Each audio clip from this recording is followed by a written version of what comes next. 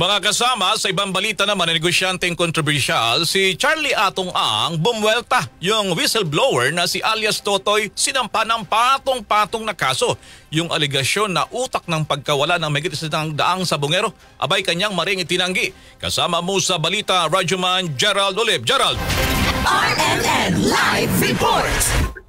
Yes, kasamang Elmar Pera, itong punot dulo kay sinangkot ang negosyanteng si Charlie Atong Ang sa pagkawala ng mahigit 100 sabungero. Ayon kay Ang, buwan ng Pebrero siya kinikikilan ni Julie Dondon Patidongan alias Totoy ng 300 billion pesos. Long hindi na raw makuha itong naturang halaga kay Ang, ay dito na raw nag-umpisang idawit ang kanyang pangalan sa pagkawala ng mga sabungero. Isa-isa tinatawagan nila, hinihingan nila ng pera. Sa akin, ang sinabi sa akin ni Brown, para maayos daw yan, bigyan ko ng 300 million. Kaya namura ko doon nagsimula. As early as February, bago siya mag-file, bago siya gumawa ng affidavit. May mga telephone call pa din dito.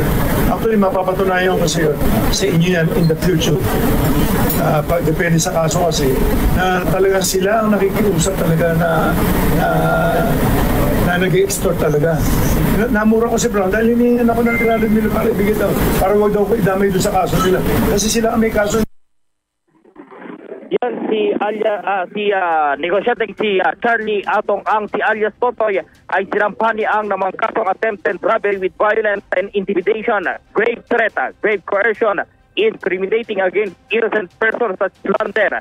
Sinabi naman ni Attorney Lorna Kapunan, itong abogado ni Ang na nagsisinungaling at malisyoso ang mga pahayag ni Patidongan. Anya malinaw sa pagkataon pa lamang ay wala ng kredibilidad ang testigo dahil sa nakasuhan ito noon pang 2019 at 2020 ng multiple frustrated murder at kasong robbery naman noong taong 2019. Kasama po sa DZXL RMN Manila, Radyoman Gerald D. Ulep, Tatak RMN.